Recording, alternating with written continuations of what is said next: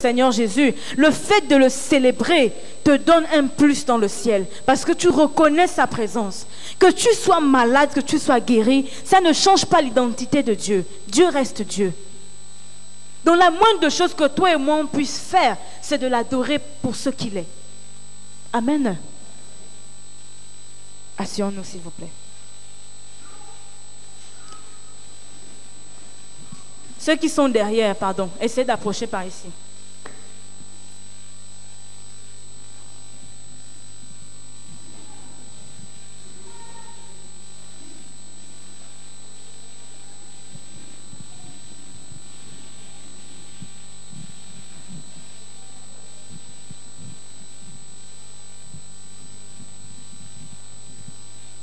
On va ouvrir nos Bibles dans Romains 8, verset 11. Romains 8, verset 11.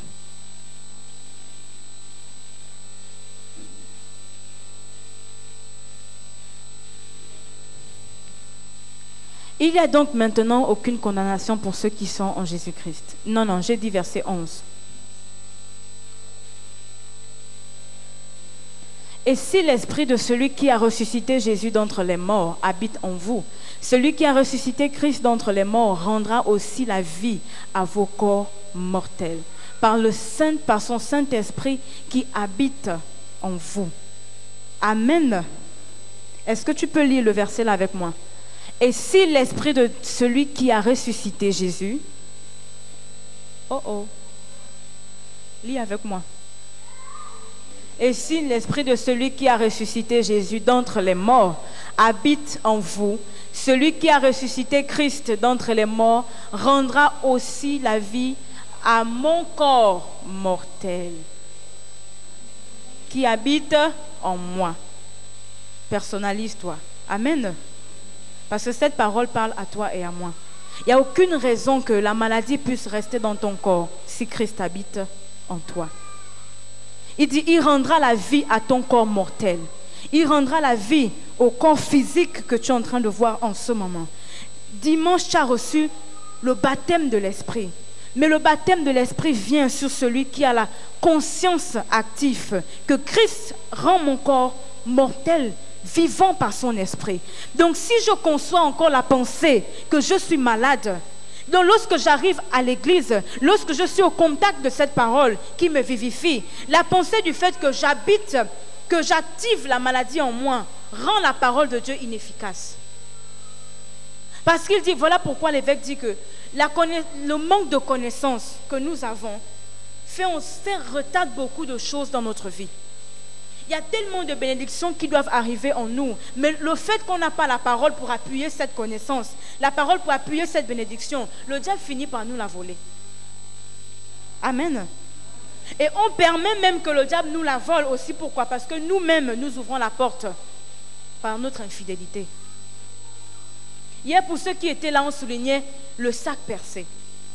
Tant de bénédictions nous sont données, tant de bénédictions nous ont été données, on a même vu ça venir. Mais lorsque c'est arrivé en nous, on s'est retrouvé en train de regarder un sac vide. Parce que la bénédiction est arrivée, mais le sac où ça devait contenir la bénédiction est percé en bas.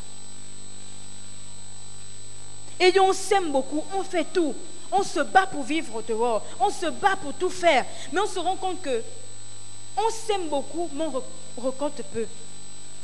On ne mange pas assez, on ne s'habille pas comme on veut, on ne vit pas comme on veut. Mais pourtant, il y a des promesses très intéressantes dans la Bible qui nous concernent. Mais on se retrouve en train de vivre le moindre, même 1% de ce qu'on doit bénéficier sur terre.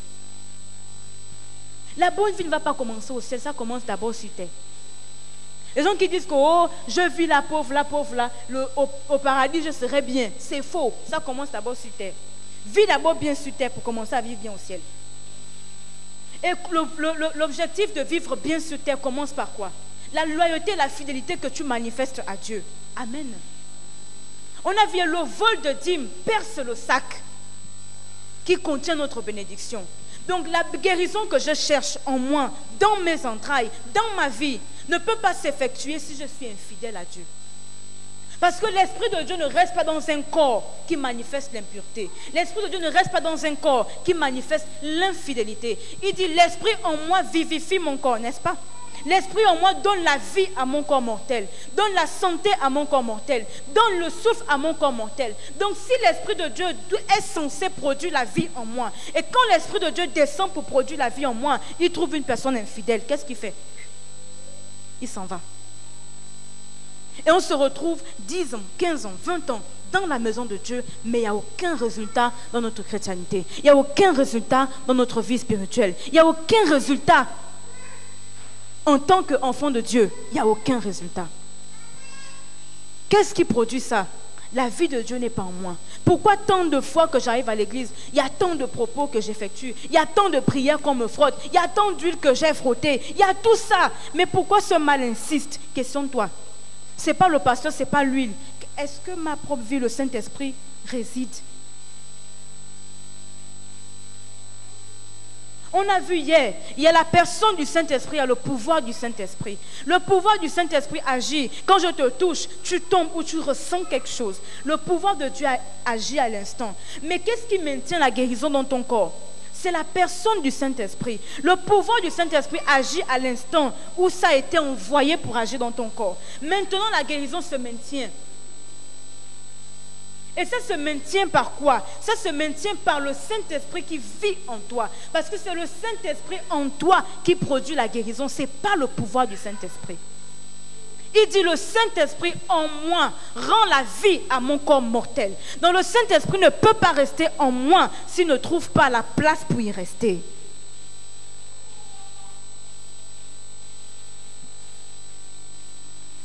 Amen.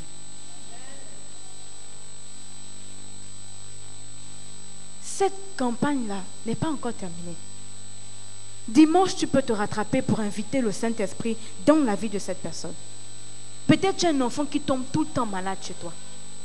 Peut-être c'est toi-même à une certaine période tu es malade. Peut-être c'est cet enfant, ce n'est pas forcément la maladie de corps, mais c'est la maladie d'esprit. Ou c'est la maladie, l'enfant n'arrive pas à se focaliser dans sa pensée. Il est perturbé comme ça. Tu ne sais pas pourquoi l'enfant est comme ça. Tous les conseils n'arrangent rien sur lui. Tous les tapages ne résolvent rien sur lui. Tout ce que tu peux dire à cet enfant, il ne change pas. Mais pourquoi il ne change pas? Parce que tes paroles n'ont aucun effet dans son esprit. Ce que tu peux conseiller à cet enfant ne peut pas changer sa manière de voir les choses. Mais qu'est-ce qui amène l'enfant à redresser son pas? C'est le Saint-Esprit. Qu'est-ce qui amène une personne à prendre conscience que là, je suis en train de faire une erreur? C'est le Saint-Esprit. Tu peux conseiller la personne, conseiller, mais il ne va pas se rendre compte qu'il est en train de faire des erreurs. Parce que pour lui, il a une conception qu'il fait bien. Mais quand tu vas voir, tu vas essayer de conseiller, taper, l'enfant ne change pas. Parce que pour lui, il s'est dit que toi, tu es mauvais ou toi, tu es mauvaise. Tu n'arrives pas à le comprendre. Mais toi qui as les yeux plus avancés, l'esprit plus mature, tu te rends compte que l'enfant est en train de tomber dans un trou. Mais il ne peut pas voir son erreur parce que ses yeux sont fermés concernant sa propre vie. Mais qu'est-ce qui peut ramener cet enfant sur le droit chemin? C'est l'Esprit de Dieu. Et comment inviter l'Esprit de Dieu dans cet enfant? C'est en prenant son enveloppe, dépose sur l'autel. Peu importe où il est, l'Esprit va le toucher au temps favorable. Peu importe où il est, l'Esprit va le saisir à un moment donné dans sa vie. Peu importe où il peut se trouver, l'Esprit va toucher son cœur, va toucher sa vie, au point où toi tu ne te rendras pas compte. C'est lui qui viendra te dire, maman, emmène-moi dans ton église là. Ou bien, emmène-moi là-bas. Tata fait ceci. J'ai l'impression que j'ai envie d'aller là où tu pries. Mais tu vas te rappeler que j'avais un jour sacrifié pour lui. J'avais un jour invité le Saint-Esprit pour le toucher là où il est. Peut-être toi, ce n'est pas l'enfant, c'est un mari, c'est un fils, c'est un neveu, un oncle, je ne sais pas. Quelqu'un dans ta famille qui te tient à cœur, tu te rends compte qu'il est en train de se dévier. Mais comment faire pour rattraper cette personne? Tes propres forces ne peuvent plus. La pauvre est que jusqu'à présent, même si je te demande de prier pour lui, tu n'as plus de mots à dire au Saint-Esprit parce que tu as trop crié sur lui. Tu as trop parlé jusqu'à tu as fini le verbe. Mais qu'est-ce qui peut rattraper cette personne? C'est le pouvoir du Saint-Esprit. C'est le Saint-Esprit en lui. La personne du Saint-Esprit en lui. C'est-à-dire lorsqu'il est à une position où le Saint-Esprit va le confronter à une situation où il sera obligé de faire recours à l'église. Il y a une dame qui est arrivée un mardi, je crois, un mardi. Elle a visité tous les gangas qu'elle connaissait.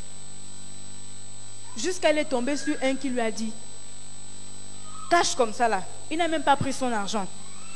Dès qu'elle est arrivée, elle a expliqué son problème. Le ganga lui dit, je ne veux pas te mentir. Non, même plus prendre ton argent parce que ça c'est aussi une malédiction. Toi là, je ne peux pas te traiter ici. L'esprit qui est derrière toi les menace. Va à l'église. Comme ça. Va à l'église. Mais les autres, ils sont partis. Ils voient l'esprit. Ils voient l'esprit. Mais, comme ils veulent aussi l'argent, ils font quoi? Ils te font un travail bidon. Ils savent que tu ne connais rien. Ils vont prendre des feuilles, ils vont y aller l'esprit qui est pas là. Je ne touche rien. Je fais seulement semblant. Ils vont prendre l'eau, ils vont prononcer des trucs. Ça, tu es là, tu dis, oui, travaille encore, allonge-toi ici. Ils te font même des choses que tu vas regretter. Tu vas bien regretter ça. Parce que tu cherches le ganga, non? Attends. Là, il va bien te laver ça jusqu'à. Quand il a fini avec toi, il dit, va, quand tu marches, ne regarde plus derrière. Les paroles qui sont que non. Là, il a travaillé sur toi. Marche, ne regarde plus derrière, ne salue personne, fais comme ça, avance. Un mois après, tu te retrouves rien. Tu cogites, tu dis non, qu'est-ce qui va pas mon corps? Même le travail du ganga ne fait rien sur moi. Il y a un problème. Peut-être qu'il n'est pas assez puissant que les esprits de ma famille là. Laisse-moi aller chercher ailleurs. Elle parcourt encore. Non, la pauvre femme, faut voir. Je n'ai jamais vu autant de scarification sur une personne. Ça veut dire qu'il scarifie même sur ceux qui ont déjà scarifié. C'est que c'est fort. Elle me dit, je ne peux pas te compter le nombre de gangas que j'ai fréquentés. Il n'y a même pas un qui dit qu'il ne me connaît pas. Donc tu peux imaginer la douleur de... Je ne peux pas rentrer en profondeur sur ce qu'elle me racontait parce que c'est trop fort. C'est trop fort. Si tu racontes ce qu'il arrivait, c'est trop fort. C'est-à-dire que la personne arrive, il y a des choses qui te suivent. Il y a des choses que ces personnes ne peuvent pas te dire que là, je ne peux pas traiter ça. Mais tellement on l'a chassé, c'est-à-dire que la personne là lui a dit la vérité. Tellement elle était obligée de croire. Parce que tous les gangas qu'elle a fréquentés, la même situation se reproduit. C'est là où elle arrive finalement à l'église. Elle s'assoit. Elle n'a même plus de force pour m'expliquer parce que partout où elle est passée, là, il y a expliqué. Donc, quand elle s'assoit pour m'expliquer même encore, ça devient compliqué. C'est-à-dire que tu te retrouves en train de tourner un même CD. Tu tournes, tu fais replay parce que à chaque personne que tu rencontres de nouveau, tu dois expliquer ton problème. Tu finis par te fatiguer, la bouche fait mal. Tu as tellement expliqué à tout le monde sans aucun résultat. Et tant de personnes se trouvent dans la même situation. Que ce soit à l'église ou chez les gangas, il y a ce qu'on appelle les niveaux spirituels. Il y a ce qu'on appelle les niveaux spirituels. Il y a une autre qui est arrivée, là, elle n'est pas allée chez les gangas, elle est allée à l'église, dans une église. Là-bas, le pasteur lui a bien dit que maman, pars. Ça là, ceux qui te suivent là, pars. Elle est venue ici, on m'a chassé dans une église. On t'a chassé comment? Parce que lui-même, il voit. Il sait, les niveaux, il ne faut pas suivre. Il y a des niveaux et des niveaux. Parce que tellement, certaines personnes aiment les délivrances, ils ne veulent pas reconnaître la réalité spirituelle. Pour te faire plaisir, le feu, le papa, le feu. Lui-même, il sait que le feu là, ça passe ici. Le feu, tout ça parce que tu sens comme le pasteur a transpiré là. L'intendant a transpiré, tu sens que oui, c'était fort. La lettre feu le sent même plus. Parce que tout le monde est fatigué. On est fatigué. Amen. De 18h à 20h, c'est sur toi. Le feu, tu t'enroules là, tu balances là-bas. Tout ça, rien. Le même démon est toujours là. Là, quand tu parcours. Mais tu n'as jamais compris cette réalité. Osée 11 dit, mon peuple périt parce qu'il lui manque la connaissance. Il n'a pas dit mon peuple périt à cause des démons. Il dit à cause de la connaissance. Quand tu sais à un endroit que là, ma situation, ce n'est pas le même level. Là, je ne suis plus au niveau de feu. C'est le sacrifice. Ça devient autel contre autel, sacrifice contre sacrifice. Parce que là, la situation devient rude. C'est quand tu épingles la va, tu refuses. Mais quand tu vas arriver chez les gars, tu vas tout donner. C'est comme je disais à quelqu'un que quand je te dis que allons, réveillons-nous à 3 heures, je vais prier pour ton problème. Agnès, attends, ça dort, ça bloque les moustiques en bas. Ça tourne jusqu'à même le Saint-Esprit te réveille, tu refuses. Tu sens que tu as envie de te réveiller, tu as envie d'aller, mais c'est l'Esprit qui t'a réveillé, c'est pas toi. Parce qu'à ce moment, tu as un travail spirituel à effectuer. Mais tu ne repars dormir exprès. Qu'est-ce que tu attends alors de Dieu en ce moment que toi-même, ton corps, tu n'arrives pas à le discipliner? L'apôtre Paul dit, je traite mon corps durement. Je ne m'affectionne pas aux choses de la chair, mais à l'esprit. Parce que je sais que ma lutte, ce n'est pas physique, c'est spirituel. Et quand l'esprit active mon esprit, je réveille mon esprit parce que je sais qu'à ce moment, il y a des choses qui doivent être décantées dans mon corps. Mais au moment où l'Esprit de Dieu t'active, toi tu cales l'esprit, tu dis, attends d'abord, le sommeil est sucré. Laisse-moi terminer jusqu'à 5 heures. Saint-Esprit, pardon, attends encore 10 minutes. Quand tu ouvres les yeux comme ça, il est 8 heures, l'heure est passée. Voilà, le démon t'a embrigadé jusqu'aux cheveux. Tu ne peux plus te déplacer. Mais tu ne viendras pas nous dire que, je n'ai pas respecté ça. Tu vas seulement disparaître. J'étais au milieu, l'avant-fin, la fin, bye bye. Oh, il n'y a pas assez de puissance. Tu ne vas pas accepter que toi-même, tu n'étais pas aligné à ce que l'Esprit t'a demandé de faire. Il y a un certain niveau où, je vous dis la vérité, ce n'est pas les délivrances qui vont vous aider. Ce n'est pas tout ça. Il va falloir que tu prives ton corps.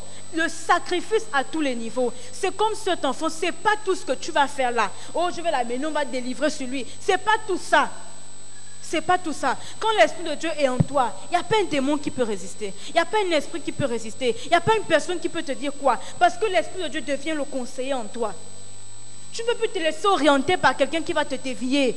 L'Esprit de Dieu devient ton propre conseiller. Devient l'esprit de connaissance. Il t'emmène à comprendre des choses que toi, tu te perds à l'intérieur. Et quand tu analyses toi-même, tu te rends compte que la route que je devais prendre n'est pas correcte. Attends, laisse-moi réfléchir. Pourquoi tant de personnes vont vous dire que je suis quittée d'ici parce que tel m'a raconté quoi? Tu te rends compte que la personne n'a jamais été baptisée de l'Esprit. Parce que l'Esprit lui-même est porteur de conseils. Quand maman Corinne me dit que Christelle, écoute, attendons d'abord. Tu vois l'affaire là comment? Et quittons. Attends, j'écoute. Mais au moins, si j'ai l'Esprit de Dieu, je vais dire à maman Corinne que sans te vexer, ce que tu dis ne m'intéresse pas. Je fais comment? Je cherche ma route. Mais si je m'assois, dis-moi encore, tu as entendu quoi? Ah bon? Même si tout de suite, je n'adhère pas, ça va travailler dans mon esprit. Et il suffit que je vais attendre une petite opportunité quand ça viendra sur moi. Je suis partie. Je ne parle pas le jour que je suis partie depuis le jour que j'ai entendu ça de sa bouche. Et tant de personnes sont parties de la sorte. Tant de personnes sont parties comme ça parce qu'ils n'ont pas de position fixe. Ils sont comme le vent, ils sont comme le papier dans l'air. On les trimballe à tout instant. Voilà pourquoi dans la propre vie de la personne, sa vie reflète sa propre conscience. Il n'est pas capable de gérer ses propres émotions. Il n'est pas capable de s'asseoir sur sa décision. Que j'ai choisi ça, ça reste ça. Peu importe qui peut arriver quoi, me dire quoi, j'ai choisi ça, ça reste ça. Mais il suffit d'une petite situation, tu bascules à gauche, tu bascules à droite, tu bascules à gauche, tu bascules à droite. Au final, tu te rends compte que ta propre vie à toi-même est désorientée comme tes propres pensées. L'homme est tel les pensées de son cœur. Tu ne peux que refléter ce que tu penses et ce que tu es. Mais lorsqu'on sait que nous-mêmes, nous sommes porteurs de mauvais défauts, le Saint-Esprit en nous redresse la personne tordue que nous sommes. Mais si on n'aime pas le Saint-Esprit, on finira par agrandir tordu et on ne sera jamais redressé. Et on va finir par papillonner de gauche à droite. Ça ne va pas se limiter seulement à l'église, même dans ta vie sentimentale, même dans tes affaires, dans tout ce que tu vas faire, tu seras papillon.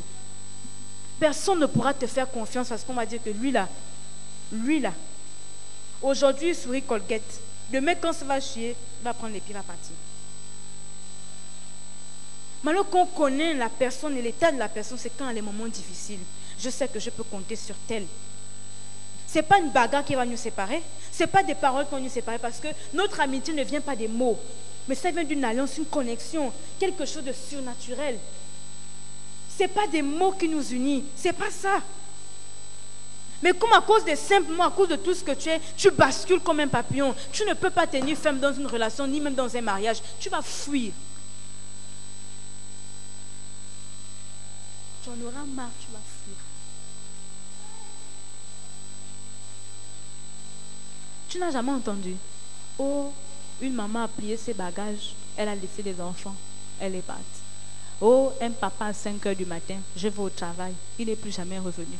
Il est même déjà en Europe. Toi, tu l'attends encore à Kingele. Il est déjà parti.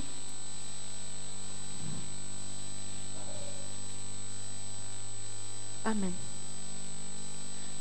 Ton mari, ton tout, c'est le Saint-Esprit.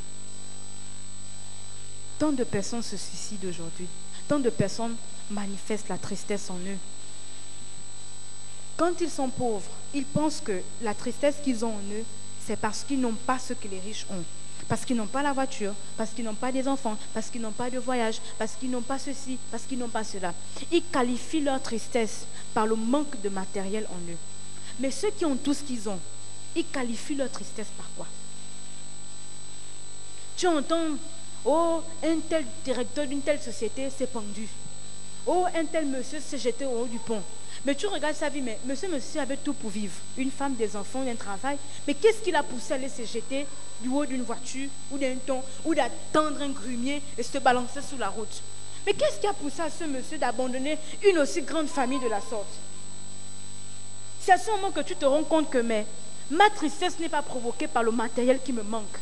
Ma tristesse est provoquée parce que je n'ai pas le Saint-Esprit. Mais quand j'ai la personne du Saint-Esprit en moi, ces personnes qui se suicident là, le suicide, tout ce qu'il peut penser, moi je suis tranquille. Que je n'ai pas ci, que je n'ai pas ça. Il y a une certaine assurance en moi, il y a une conviction en moi de la personne du Saint-Esprit qui me rassure. Je n'ai pas cette chaise aujourd'hui, mais j'aurai plus demain. Ma vie ne se limite pas par ce que je vois, mais je crée ce que je dois avoir par mes paroles positives chaque jour que je me lève. Chaque jour suffit sa peine. Ce que je vis aujourd'hui n'est pas ce que je vivrai demain. Mais je crée mon demain par les paroles positives qui sortent de ma bouche. Si tout le temps je parle mal, je suis le résultat de ce que je parle. Parce que récemment, l'évêque nous a enseigné, dans la présence de Dieu, toutes les paroles que tu parles se retournent contre toi. Toutes les pensées que tu sors en toi, l'ange prend ça et retourne contre toi. Donc tu es ici dans la maison de Dieu, tu demeures dans la pauvreté parce que toi-même tu penses comme la pauvreté. Toi-même, tu vis à l'état médiocre dans ta pensée. Et l'esprit ne fait que retourner ce que tu penses sur toi. Il vient faire simple son travail. Les pensées positives que tu émets, le Saint-Esprit les retourne contre toi et ouvre le chemin. Voilà pourquoi on vous dit toujours, déclare, prophétise les paroles positives sur ta vie. Parce qu'un jour ou l'autre, ces paroles que tu auras prophétisées vont s'accomplir en leur temps. C'est comme un enfant que tu mets au monde. Si tu parles des bonnes paroles sur lui, cet enfant va grandir avec une destinée glorieuse. Mais si tout le temps tu le traites de tout, regarde-moi ce vagabond-là, il ressemble même comme son père. Va là-bas. Petit, tu cries sur lui, tu l'insultes. Mais il est la reproduction de tes propres paroles. Il deviendra un brigand, un bandit que tu ne pourras pas gérer. Tu auras fabriqué toi-même une machine dans ta propre bouche. Et cet enfant, tu ne te plaindras pas que la grand-mère a bloqué sa vie au village. Ce n'est pas la pauvre grand-mère, elle n'a pas encore commencé sur toi. C'est toi-même qui as programmé la vie de ton enfant par tes propres paroles. Parce que tu l'as programmé à ce que tu pensais. Donc rectifie cette erreur. Rectifie cette erreur. Si tu es là, tu n'as pas encore pris les enveloppes pour ton enfant, il faut prendre. Il faut prendre, parce qu'il faut que tu redresses l'arbre que toi-même tu as tordu.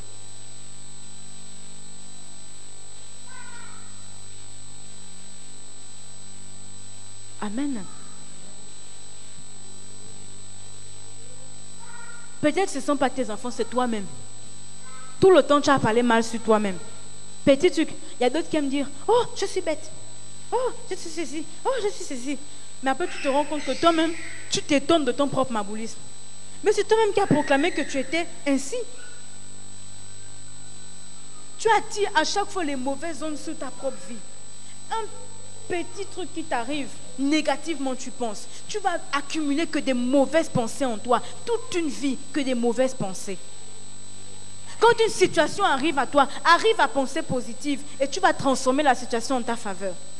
Même si ça paraissait être impossible, mais à cause du fait que tu prends les choses positivement, tu refuses de rentrer dans le négatif, tu refuses de rentrer dans des positions qui vont te mettre mal à l'aise plus tard. Tu n'acceptes pas la condition que tu es en train de voir en ce moment.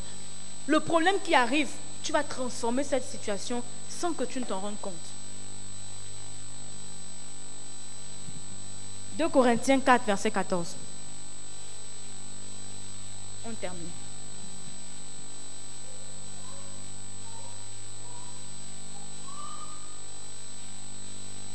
2 Corinthiens 4, verset 14.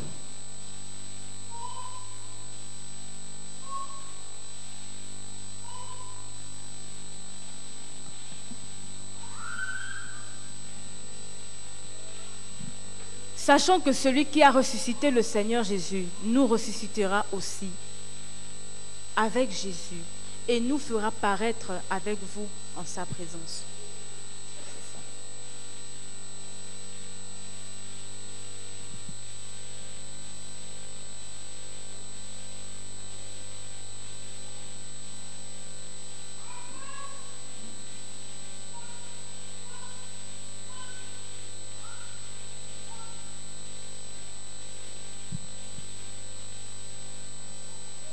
Et c'est d'aller au verset 13. Et comme nous avons le même esprit de foi, et qui est exprimé dans cette parole de l'Écriture, j'ai cru. C'est pourquoi j'ai parlé. Nous aussi, nous croyons, et pour cela, nous parlons. Amen. Si tu ne crois pas que l'Esprit de Dieu est en toi, si tu ne crois pas que ton corps mortel peut reprendre la vie, tu ne peux pas croire en ce que toi-même tu peux produire. Avant que l'homme ne soit physique, il a été d'abord créé en esprit. Avant que toute chose se matérialise dans le physique, ils ont été conçus en esprit. Celui qui a fabriqué la chaise, avant qu'il ne la fabrique, il a conçu ça en esprit. Il a pensé et il n'a fait que reproduire l'effet de sa pensée. Il avait déjà créé la chose dans son esprit. Donc, avant que toute chose ne descende physique, elle se matérialise dans l'esprit. Donc, par l'esprit, il y a des choses qui sont déjà créées dans l'esprit, qui sont là, que tu pries longtemps, mais ça descend rarement. D'autres même sont déjà à Gassebga, sans avoir vu ce qu'ils avaient déjà créé en esprit. Toute chose, Dieu l'a fait déjà en esprit. Mais lorsque ça descend, soit deux choses, ça descend dans un sac percé, soit ça descend et ça a été arraché. Et tu es là.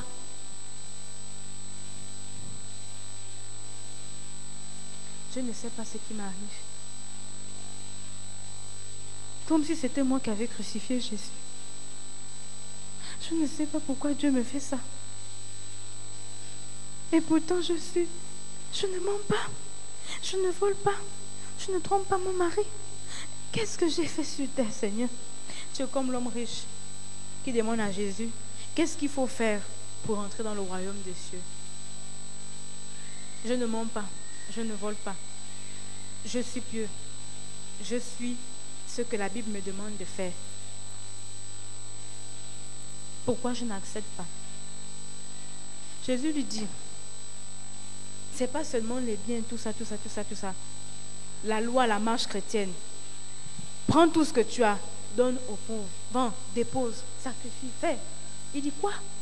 Tous mes biens, tout ce que j'ai travaillé sur la terre là. Comme ça. Non, c'est bon. Je vais aller réfléchir. Beaucoup, c'est ce qu'ils font. Lui, ça a été matérialisé physique comme ça, que tu vois que l'exemple est approprié, refuse de donner ses biens. Mais toi, tu fais ça avec ta propre vie. Tu fais ça avec tes propres décisions. Tu fais ça lorsque tu dois donner ta dîme. Tu sais que quand tu as ton revenu, avant de toucher, dépose ce qu'il y a à Dieu. Tu es déjà à mon boîte. C'est là-bas que tu es en train de tout dépenser. C'est après que tu es dans ta chambre. Mais oh, la dîme. Tu commences à regrouper tous les miettes que tu as laissées partout pour constituer le montant. 0. Ce n'est pas ça ta dîme. La dîme, c'est les prémices. Avant de faire toute chose, tu retires ce qui est à Dieu. Quand ça vient comme ça, frère, va faire la monnaie, retire ce qui est à Dieu, dépose sur l'autel et sanctifie le reste. Va faire tes courses. Ce n'est pas l'inverse. Et tant de malheurs arrivent dans la vie de beaucoup de personnes à cause de ce type d'erreur. Et l'esprit qui dit qu'il doit être en toi ne peut pas résider en un voleur. Il ne peut pas. On disait hier que le sac là, tu as commencé à enlever un fil, jusqu'à ce que c'est devenu le trou. Maintenant aujourd'hui, tout tombe, ça va à terre. Tout tombe, ça va à terre. Tout tombe, ça va à terre. Pendant ces 3 semaines, rectifie ça. On ne peut pas faire autant de propos, autant de choses. Dieu nous bénit énormément. Mais toutes ces bénédictions vont où? C'est comme quelqu'un, on disait, tu fais qu'investir, jusqu'à tu t'appauvris. Tu ne récupères jamais le bénéfice de ce que tu as investi. Tu peux le faire dans un commerce, tu te retrouves en train de dépenser plus que de recevoir. Tu tournes qu'en rond. Parfois même, tu peux avoir un local, tu payes le loyer, là tu es obligé d'emprunter même encore pour payer ton loyer, alors que tu dois récupérer dans ça. Donc tu te retrouves au final en train de faire une vente médiocre. Ça ne rentre pas, mais tu dépenses trop. Qu'est-ce qui fait ça? Le sac percé. Tant de bénédictions à l'eau. Tant de projets dans l'eau. Tu peux avoir des appels d'embauche, tout, mais il n'y a jamais de retour. Pourquoi il n'y a pas de retour? La bénédiction est arrivée, tombée dans un sac percé. Parce qu'en toi, tu ne cherches pas Dieu, tu cherches ce qui donne. Lorsqu'on va apprendre à se convertir, on va apprendre à changer notre état de pensée, le Saint-Esprit va demeurer en nous et ce qui est pour nous va rester. Levons-nous s'il vous plaît.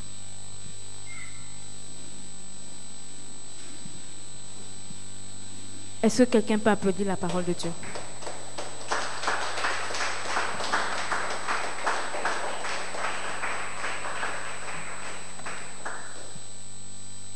Si tu es là, viens prendre ton enveloppe pour ton enfant ou pour toi-même.